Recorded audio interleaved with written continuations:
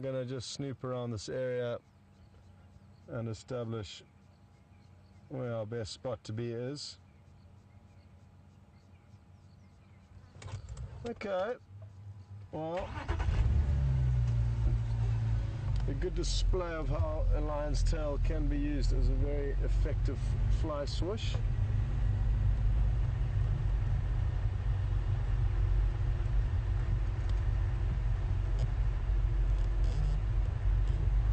And a little bit forward to one more gap, and then we'll see a hooded vulture. One day. Nearly. Well done. Okay, but it looks like we have found another lion here. So we did go past the kill. Watch out for the buffalo thorn there, Jason. The kill is in a very thick piece of vegetation, so difficult for us to see in there, but there's another member here looking equally, if not actually worse off than the other one. Hello. Now you can tell from the rate that his heart is beating, or that he's panting rather, that he's in an uncomfortable state of affairs. Too much buffalo.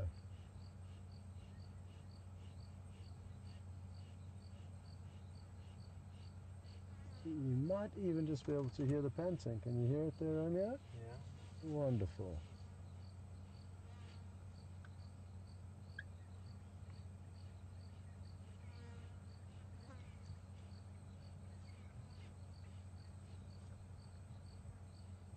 Not a pleasant situation to be in. Very full-bellied, hot, and being pestered by flies. But that's what lions deal with on almost a daily basis out here, well, especially in summer they do.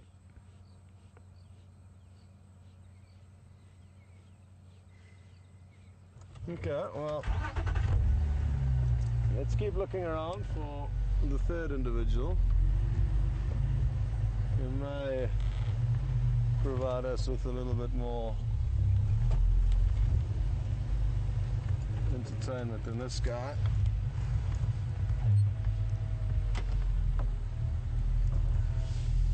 Although he has just put his head up, so let's stay here for a moment and enjoy this view.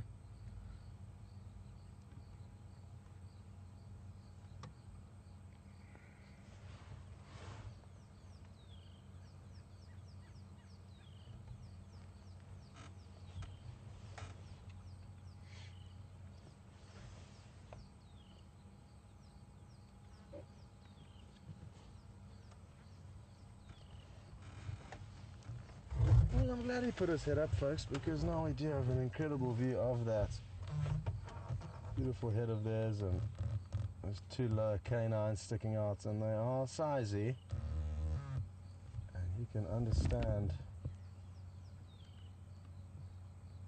how effective they must be in helping to latch on to prey.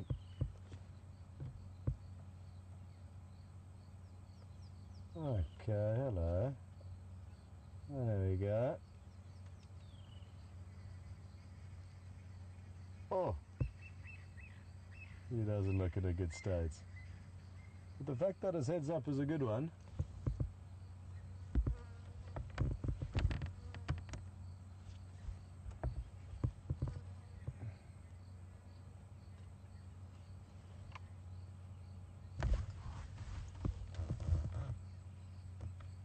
I wonder how long it will be before he does decide to get up and go and feed. It could be weeks. It could be weeks, according to Jason. They certainly will continue to feed tonight, but at what time? I certainly don't know.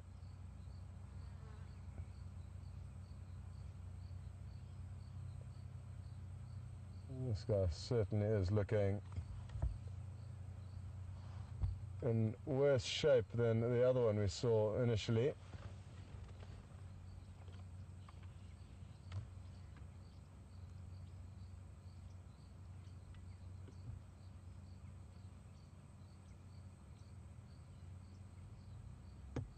I think what we should do is go and try and examine the carcass. He's not going anywhere and we have enjoyed a good view of him. So let's try and find out where the third member could be.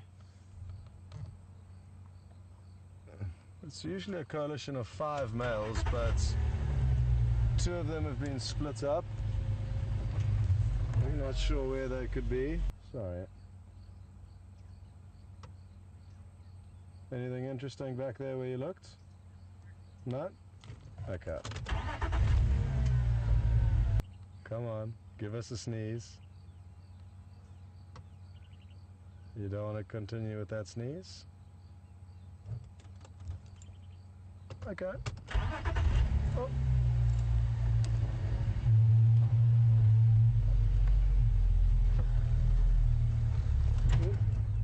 Is this a fur ball he might be coughing up?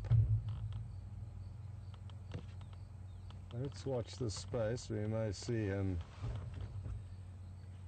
doing something interesting. Sorry about the backwards and forwards, Jason. Every time I start the vehicle, I think he's going to do something, which he doesn't end up doing.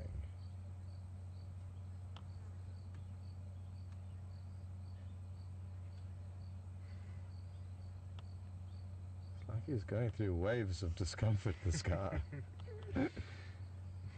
Because it builds up into what it is now, mouth open, really panting deeply, to kind of calmer states of affairs. It could be that he's got a fur ball interfering with his afternoon plans, so he does need to get that out of his body at some stage. And even though they are feeding on mainly the meat of the buffalo, some hair does make its way into their stomachs.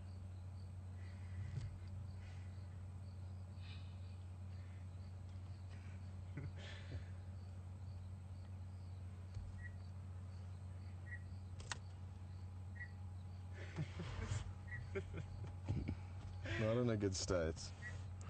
Not in a good state. Would you like some more buffalo, Mr. Lion?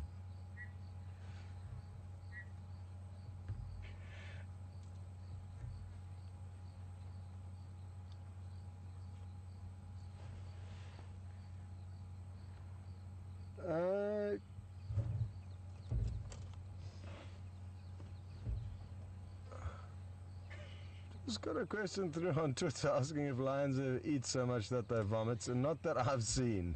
Not that I've seen, but I guess it could happen. But it's unlikely, and animals and a lot of nature typically tend to avoid wasting, and that would be wasting. So I've never seen it. Could well have happened though, and it looked like, if it hasn't happened, this may well be the first lion to do it. Because something looks like it's got to give. You can't continue like this, you wouldn't think. But no, sadly, well, not sadly, I've never seen a lion vomiting from eating too much, but it could well have happened. Could well have happened one day out there. Okay. Yeah. But it is extremely unpleasant to smell, and you can probably even hear all the flies buzzing around us.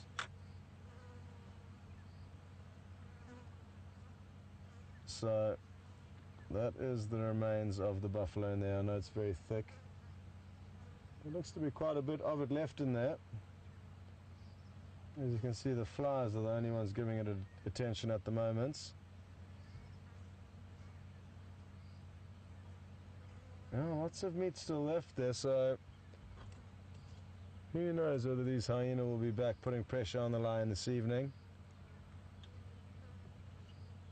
It sadly doesn't look like anything's going to happen this evening unless the hyena come in numbers in the next few minutes. So that is the kill. And now what we'll do is hit the right angles here so you can see their beaks the best, because you need to see their beaks. That could do.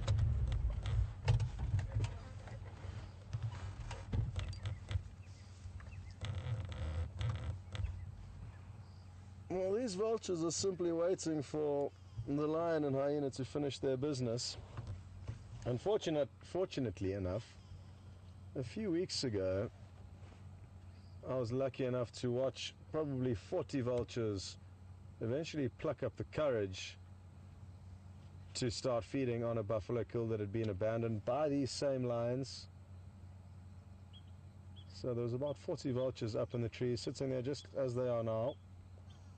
And once they had established that there were no predators left on the ground, the first vulture hit the ground, and the next 40 were, roughly 40 were there shortly after, and they did an incredible job cleaning up that buffalo carcass in an exceptionally short space of time. They can, with those long necks and sharp beaks, get into a lot of nooks and crannies that the lions and hyena can't get into. So again, just an example of how nature does not waste, and how everything does go back into the nutrient cycle.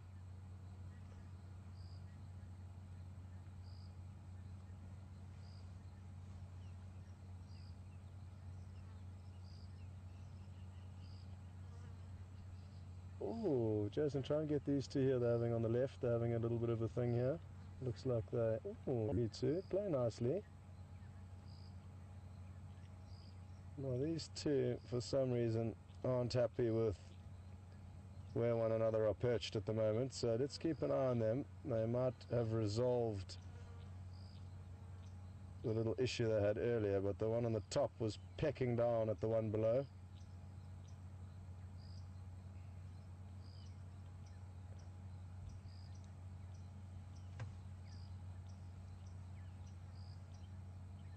No, all is well now. Well, obviously just fighting over good branches to spend the night. These vultures will spend the night here. They know that there's no point in leaving. There's a guaranteed meal here for them. It's just a bit of a waiting game. And if any of them did decide to leave, or did think it was a better idea to move off and look for food elsewhere, they could well have, or would have, flown off in the middle of the day when there's still a lot more thermals which allow them to fly more efficiently, conserving their energy. Whereas for these vultures to be flying at this stage of the evening, they'd be expending huge amounts of energy, and you very seldom see them flying now. So they're going to spend the night here, and hopefully tomorrow you'll be spoiled with some good vulture activity. I'm guessing that Mark will be presenting tomorrow, due to the fact that we're back to the one vehicle scenario that we were in a few days ago. So we will alternate one day on, one day off, which means tomorrow he'll be up, unless Jigger did get fixed this afternoon. I sadly think that is unlikely. But we will certainly tell Mark about the ongoings today, every last detail, and that way he's then geared up with some useful information for when he comes out tomorrow, if you don't get stuck. Uh-oh.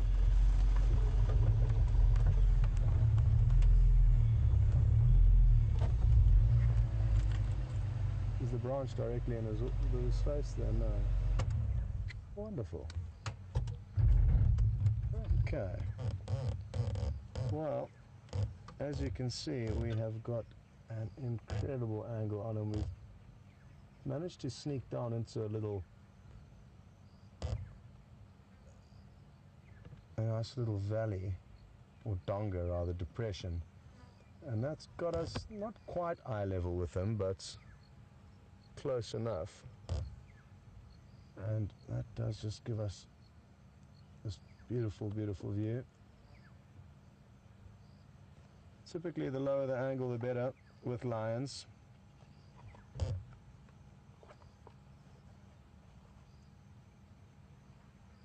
Well, I'm just going to get comfortable because I don't think we're going anywhere for the time being.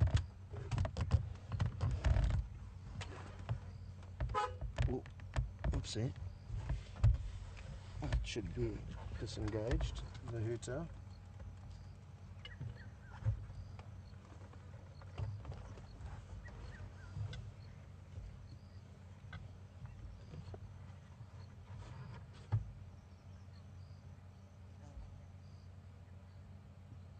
Well, we are close enough to that carcass to hear if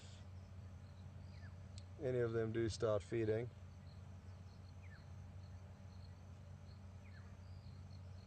So I think it's best for us just to sit with them now. We've got a great view from here.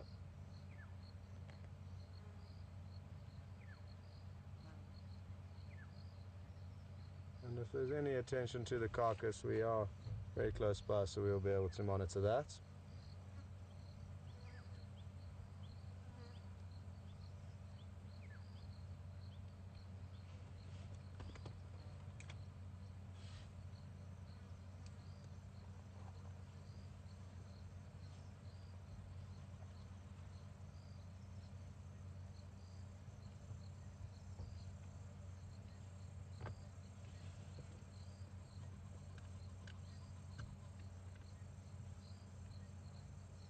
It was so nice when they stared directly at us like he was doing.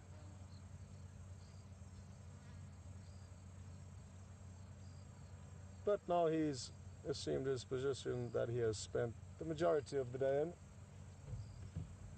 and that is horizontal.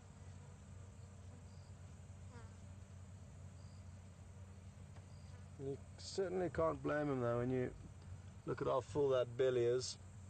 The Romeo just pounds across slightly.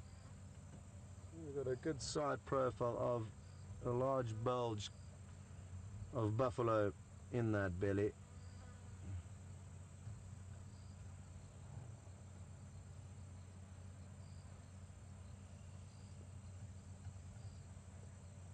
And sadly, the predictions to see a hyena and lion showdown does not look like it is going to be happening this evening, or at least not immediately, not while we are here in the next few minutes.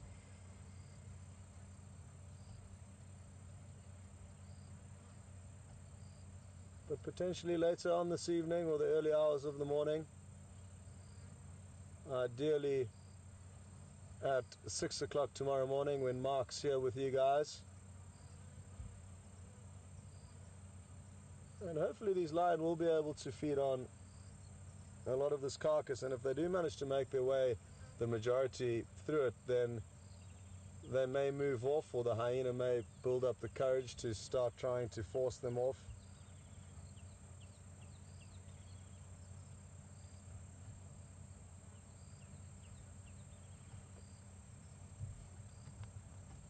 But only time will tell. So I think it's definitely worth tuning in tomorrow morning to see what does happen.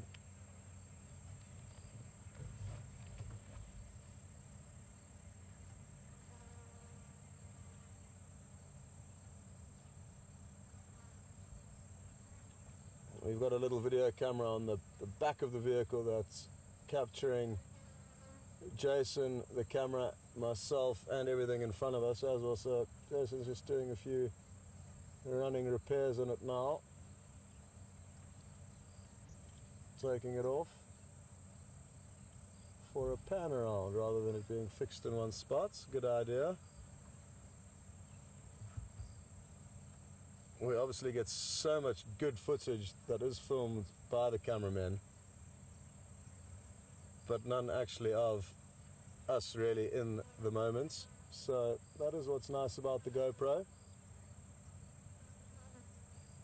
and also what's nice about having a cameraman on your vehicle when you're on safari. You get somebody capturing the angle from not only the main camera but also with another smaller video camera that captures a very wide angle.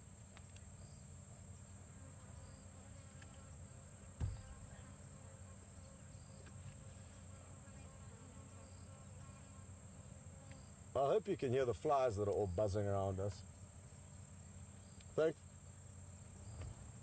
Thankfully they're giving more attention to the lions than us.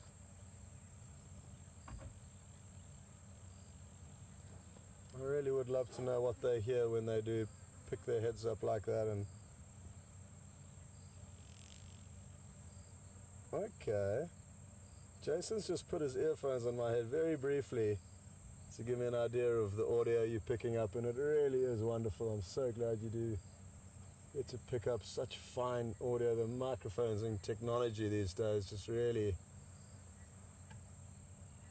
make it feel as if you are right here with us.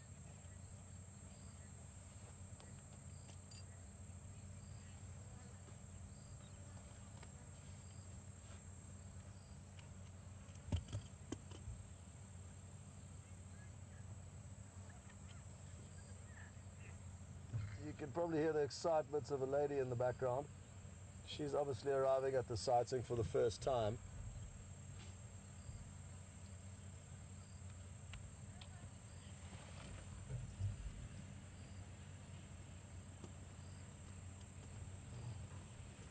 And I would like to commend their guide, who looks to be like it's Ephraim, our friend Ephraim, who's also planned his arrival at the time when we hoped to find them active.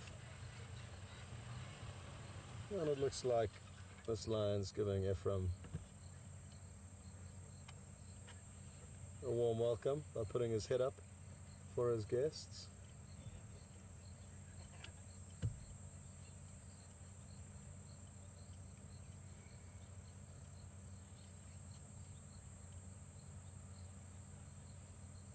It's been a great time of year for anybody involved in the ongoings of the Sabi Sands, be it for you, our viewers, dotted all over the world, or the actual guests that are lucky enough to have made it out here. Because like I say, the game viewing over the last few days has been phenomenal, and we're all thoroughly enjoying it, because we know that it can just as easily be dead quiet. These animals can all be doing their business, but without us knowing where they are. Very easily the networks of roads here can only get us to certain places, and the majority of which is actually inaccessible to us. And it's when the animals get into these inaccessible areas that we lose track of them.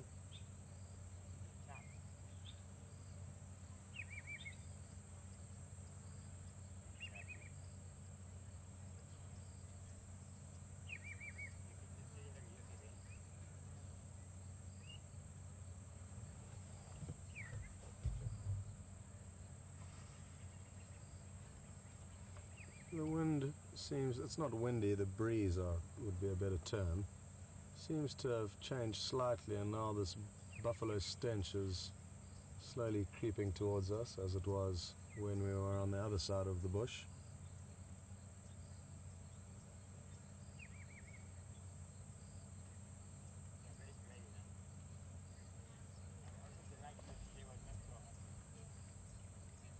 I wouldn't mind being a lion for 1 or 2 days, or in a future life. But one thing I wouldn't envy about their life is that they do put their heads into some very smelly feeding places. And bear in mind that this buffalo was killed the night before last, so it's been stewing in this hot and humid environment for 2 full days now.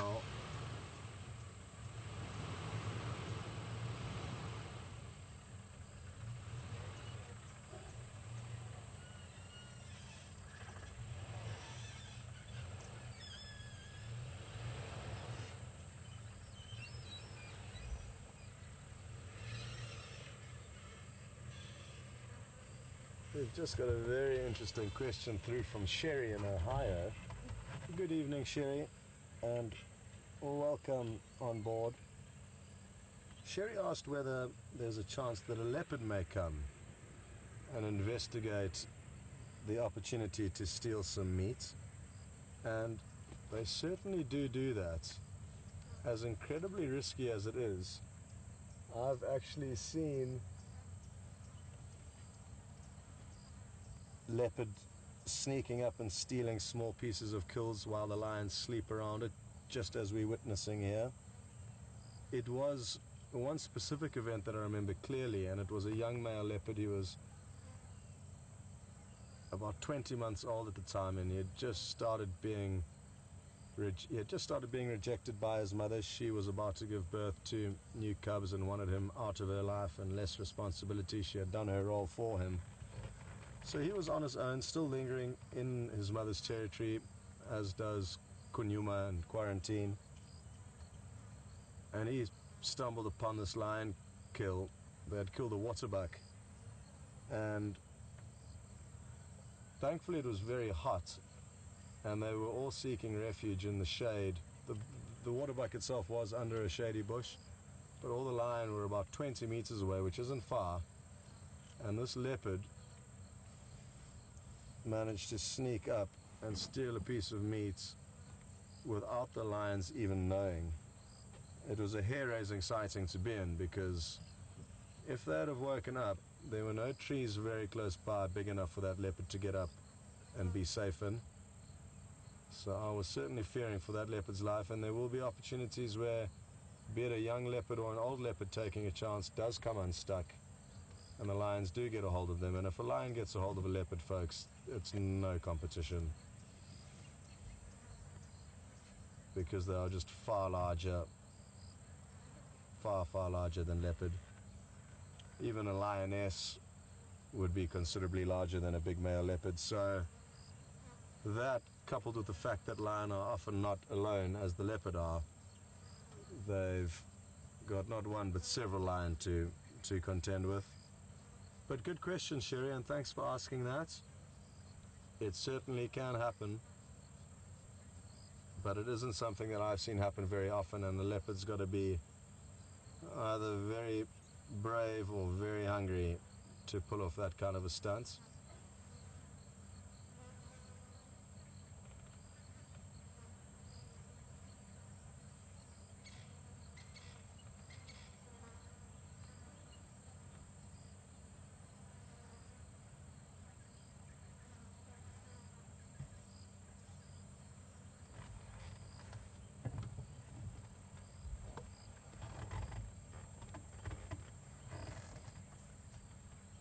Ephraim, sorry, could you go again with the location?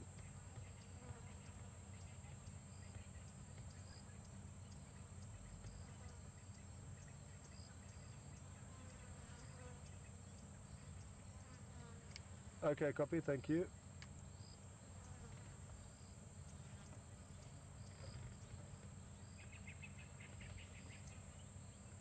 Copy, thanks very much, F.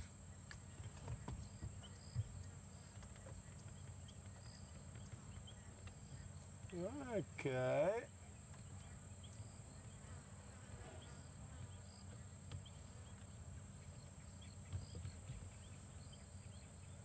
Well, folks, there are just a few minutes left, and sorry, my predictions for potentially active lions and hyenas didn't play out as we had hoped, but we did get to have some great views of these lions,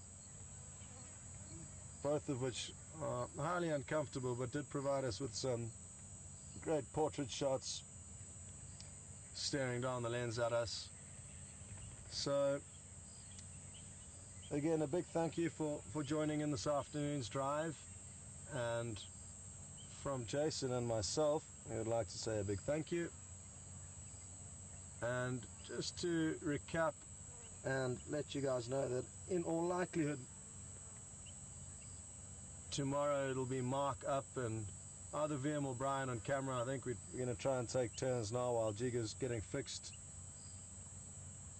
so that we can all try and get out as much as possible. We all do love getting out as much as possible, so it's frustrating that Jiga's broken for you and for us. But hopefully it will be up and running again shortly. The mechanics should, I'm guessing, be able to keep fine-tuning as to what could be causing the problem.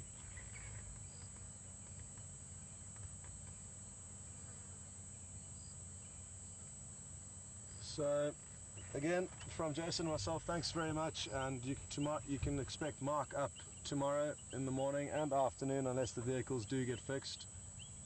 and just enjoy the audio and the sight of this line for the last few minutes as we close out. Until next time, thanks again and all the best.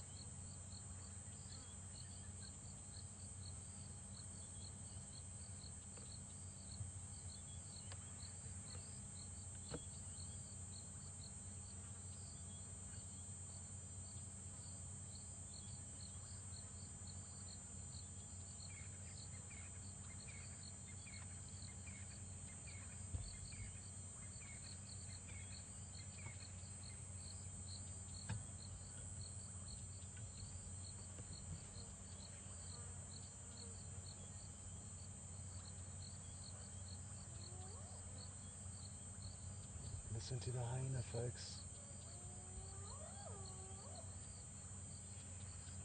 Wonderful.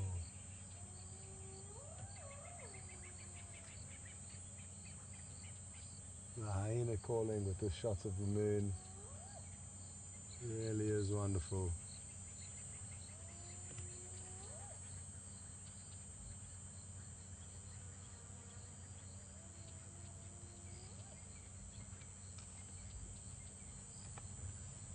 So folks, again from us, the sleeping lion and the calling hyena and the almost full moon, thanks for joining us, and we'll see you again soon.